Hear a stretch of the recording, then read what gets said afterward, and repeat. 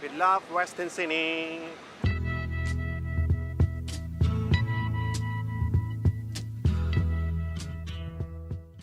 It's one of the most densely populated regions in the country, with over 2 million Aussies calling Western Sydney home. All manners of people, cultures and communities make up Sydney's West, but there's one community that is dangerously underrepresented. Hi, my name is Daniel and I'm a student at Macquarie University. I'm Michael and I'm gay. I identify as gay. Daniel and Michael both grew up in Western Sydney suburbs, but as they came to terms with their sexual identities, they found their hometowns weren't all that supportive. I just think everyone needs to take their little fairy wands out of their asses and just kind of chill out and just accept that, you know, love is love. That area is kind of where the Hillsong Church all started, so the Hills. And I think the proportion of like Catholics and Anglicans and just Christians in general is really high there. I've got family members and other, I've heard lots of stories about like all the people in church kind of like saying all that vote no type stuff. Currently, there are no dedicated safe support spaces for people like Daniel and Michael anywhere in Western Sydney. But some organisations are working hard to build a presence in a region they feel lacks awareness. My name is Gavin Prendergast and I work for ACON, which is a community health organisation based in the city.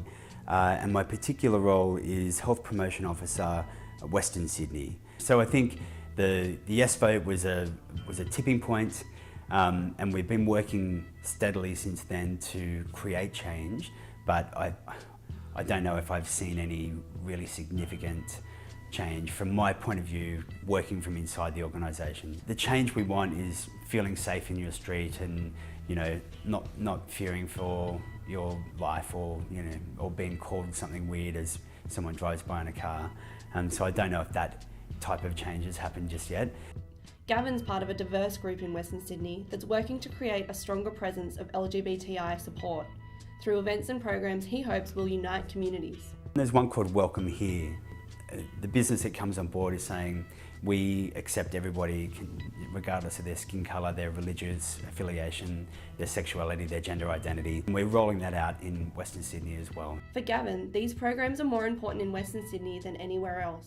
I know that homophobia is more of an issue out west. There was a study suggested that west of Newtown, that particular stress is more felt by the gay and lesbian community.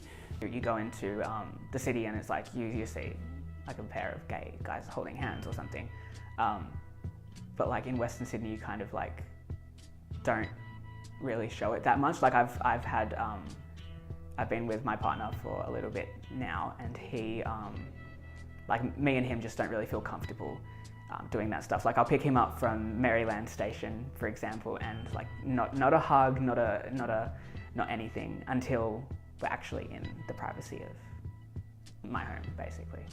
The attitude, the prevailing attitude and view in that part of Western Sydney isn't necessarily that supportive. So it's an opportunity for us just to get in the ground, and that's what it is. You're getting like grassroots kind of work that you have to do and work up from there. So we're not going to be doing a Mardi Gras down, you know,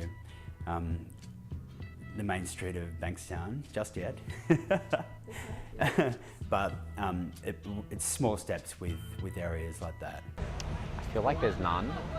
Maybe a couple here and there, and maybe I just don't know them because out west being like LGBT, identifying as one of them, and you know, it just still seems like a bad thing over there.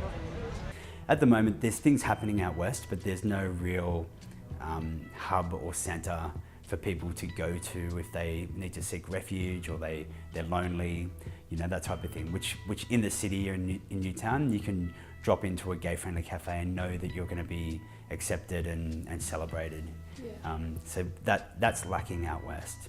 While the yes vote was particularly low out west, Gavin's optimistic about the future of Pride in the area.